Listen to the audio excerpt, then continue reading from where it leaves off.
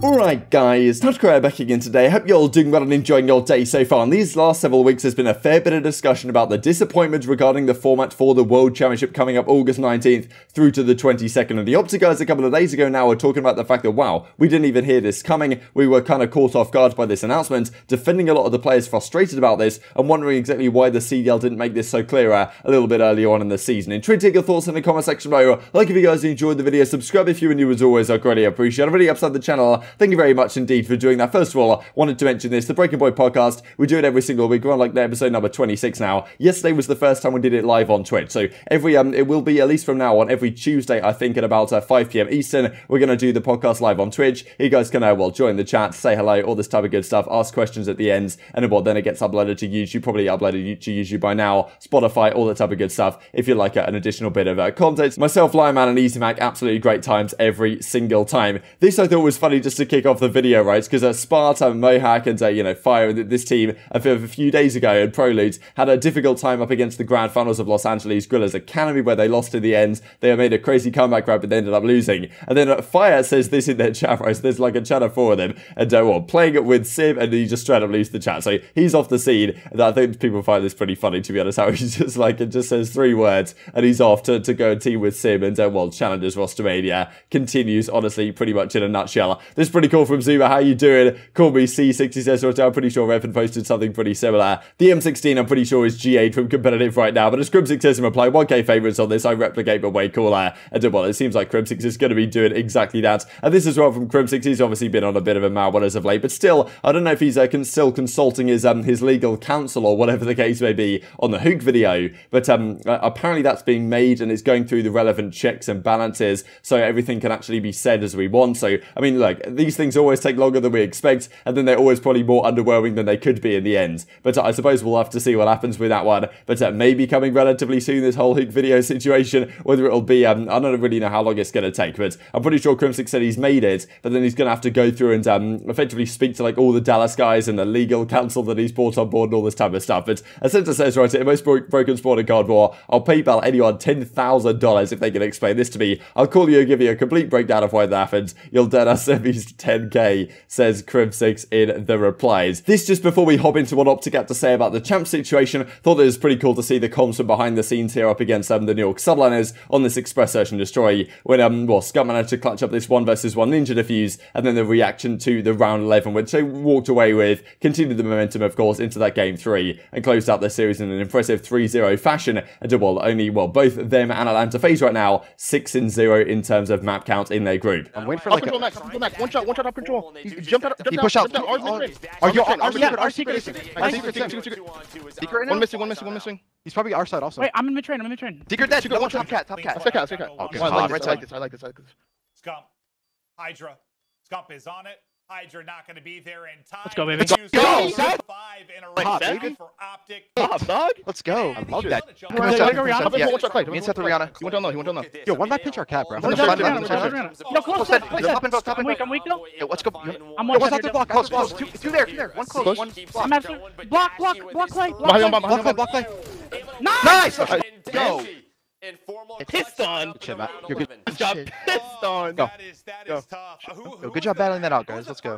We knew this would be a grueler. So this was the big discussion about a week or so ago from the likes of Octane. Slasher was certainly coming in the replies as well, talking about, yes, we've got an 8-team tournament for the World Championships, 2 teams starting losers. Oh man, what even happened to the gauntlet that was Champs back in the day? Champs a few years ago was like a celebration of Call of Duty. 32 teams would attend. The 16 pro teams, the 16 best amateur teams that would qualify. Then there would be 8 groups of 4. The top 2 in each of the groups get out, so you play a single round robin. There was some weird tiebreakers that sometimes would happen, but the top 2 in each group get out. 16 teams. They all go into a massive double elimination gauntlet bracket, work yourself all the way through to the grand finals, and then there's a winner. So if you want to win this tournament, you've got to win like at least like 7-8 series, to be honest, to get over the line in champs, right? And often you'd have to win like 9 series, you'd win your entire group, you'd get through the bracket, and that'd be job done. Nowadays, of course, that's no longer the case, and because Atlanta FaZe and whichever other team gets second are going to have a buy in the winners brackets, that means that the bracket didn't really work without having 2 teams actually dropping down to losers. Now, of course, you could have done it a different way by still allowing some of the teams to attend, but the bottom 4 are gone. They're completely out of the running, as we know, but still, the bottom 2 teams out of the 8 teams are still going to be starting in losers, with effectively a very limited chance of winning the entire thing with the gauntlet they're going to have to go through. Wanted to throw to the OpTic guys now for what they had to say on the situation, because they were, well, very much surprised indeed. Scump couldn't even believe that, well, this was actually the case. 7 and 8 starting losers?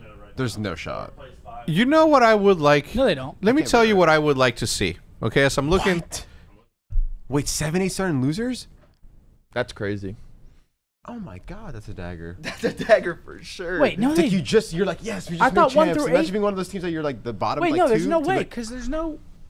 I mean, Roger and lied to us. Oh my god, they do. What? Oh my god. So like that. So the race between what? So- Minnesota, Pull up those Thieves, and standings Florida. again. It's gonna be Pull like, out those standings Pull up again. those goddamn standings. How far ahead are we? So like Minnesota Yeah, but is 70 like points. We're an holding event up. win ahead. You won. Yeah, you're one event. Wait, no, we're 90 points ahead. All Nine- right, that's a cushion. Yeah. Well, yeah. As long as we don't absolutely throw, we're winners. Yeah, I just don't know why you guys would throw on winners. I mean, I thought that 7-8 were a lot closer Yeah, than they wait, actually no, are. I thought 7 8 just made it to winners regardless. Yeah. And the No, bottom 4 no, just no, no, chalk, no. you know Yeah, what I'm that's saying? actually- That's why I look at it. That's the way it should be, right? that might 4 be people. wrong. No, no, Because no. I don't think anyone should be in That's losers. like way too harsh to the. Roger just got that straight from the league. What I'm saying though is that they tell the us bottom that? 4. Look, I don't think they did. it should be that way. It should. That real low-key. Guys, no, it should be that way. If the last 4 Or aren't going to be, if 2 teams get a bye, then I think 2 teams should yes, drop down. yes. But if Agreed. Dallas and FaZe didn't get a bye, then I think 7 8 should start in winners. Of course, but Yeah. since they are not, because they do have, there has to be some benefit Yeah. to being in the top 1 and 2, and there has to be some punishment for being bad. Well, So the I think punishment is I'm- the bottom 4 don't make it at all, not 7-8 No, start 7 8 losers. is still That's the starting punishment. losers. No, because you're shrinking the. I mean, hey, we're not in that position right now, so we don't have to Let's worry keep about it that way. Yeah, let's Yeah. keep it that way. Yeah. But that's whack if a for third those of the two. league isn't showing up, So this is the bracket if you guys aren't familiar with it. FaZe are going to be number 1 CDL points, they get the bye. 4th versus 5th, this is probably going to be New York versus OpTic as it stands right now. And 2, 3, 6 is very much up in the air. 8th and 7th also very much up in the air. And this is really why Los Angeles Thieves are fighting so much for that 2nd seed. And to be fair, easyMac did make a great point yesterday on the Breaking Boy podcast, the fact that, like, look, at the end of the day, because we do have these buys in the winners round 2 and the elimination round 1, 2 teams are starting there, it creates way more storylines for this final stage. Because if, like, every team was just playing against, let's say one just played 8 in a double elimination type bracket, then the seeding, all that really matters is just seeding for the matches, and yeah, not really too much more than that. But this is like an actual massive deal, right? Like, if you get the 2nd seed, that's a really big deal. If you get 7th or 8th, that's a really big deal. You certainly want to get 6th. So Thieves are doing their best to catch up. Mutineers are trying to do the same as well. And well, Thieves obviously have a pretty tough matchup this week up against Atlanta FaZe. I think they also play Paris as well. So if Thieves can have a pretty good result in these next couple of series, they can be in a good spot to overtake Minnesota Rokkr and get that 6th seed, which is going to be massive for them. But the OpTic guys are like, wow, we hadn't even really heard about this before, and I'm just feeling bad for the other players. Initially, Scump was like, wait, hang on a second, are we potentially going to get down to 7th or 8th? But it's I'm pretty sure it's not possible for OpTic to fall this low. It might be possible if, like, Thieves and Rokkr just, like, go incredible and they both make the grand finals of the major, and OpTic, like, don't win a single series for the rest of the stage. But you know, in all things considered, OpTic are pretty much safe in the situation they're in right now, and the difference between 4th and 5th isn't really that great, to be honest. But still, if New York can potentially leapfrog like a couple of teams, then OpTic could have a very different winners round 1 matchup. So I'm pretty sure they are hoping that New York stay in the kind of disappointing form that they're in right now, and therefore OpTic get to play New York at the major, or the World Championship, sorry, in that first round, and well, should get a good result against them, at least how they're playing at the present time. But yeah, still, that fight for the 6th seed is clearly a massive deal, and the OpTic guys are like, wow, this is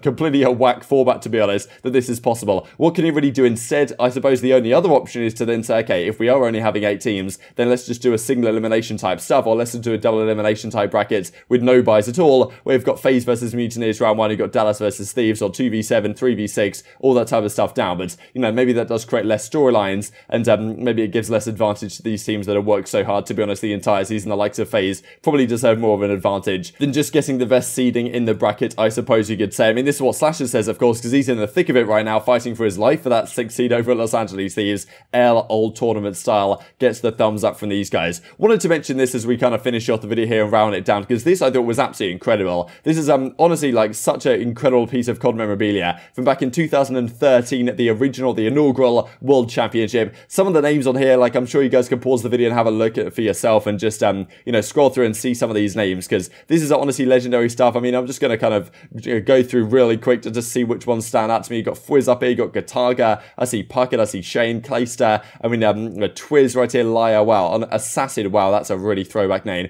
Crimsix, you can see, Hastro's up here at the top, like everywhere you look, I see Nature right here standing out, Gunshi as well, you got Jacob, you got Proofy, you got Fizz, Excellent C, I mean, wow, like this is honestly just incredible. You got Swanee over at the right hand side, Big Timer, Adam Killer Sloss, like there's too many to even talk about. John standing out, Torres, I'm pretty sure Spanish player from back in the day, and honestly just Moho right here, like pretty incredible stuff. Like imagine having this just sitting on your mantelpiece. You got to get that thing framed and up on the wall, because this is just an absolutely beautiful thing of Call of Duty history. Does make you reminisce to some degree, right, about when it was super grassroots and the good times that you could argue at Call of Duty, but of course now it's well, bigger and better in theory, but still some work to be done here in the CDL, I believe, as we were kind of talking about today. And just to finish off the video with this is an absolutely hilarious clip that well came out from Shotzzy, who was kind of in league play talking to his teammates about how to play this 2 versus 1, and well, it goes absolutely perfectly, using some Dallas Empire strats to get the job done here. But intrigued to your thoughts on all this stuff in the comment section below. Hope you guys enjoyed the video. If you did enjoy it, I'd greatly appreciate a like on the video. Really helps out the YouTube algorithm to know you enjoyed this content. Other people like you may enjoy this content as well, and I've grown the competitive Call of Duty community. Thank you very much, as always. Take care,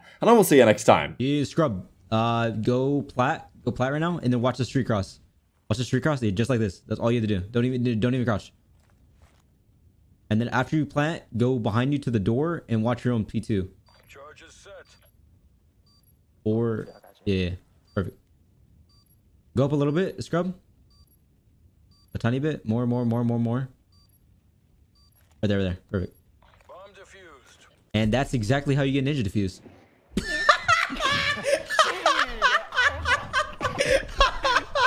Oh my god, bro, what? oh my god. Yeah, get that. Bro, I thought we had the best setup, dude. All right, that's on me, dude. That's on me. My bad. That's on me. Hold the objective. I want us the game.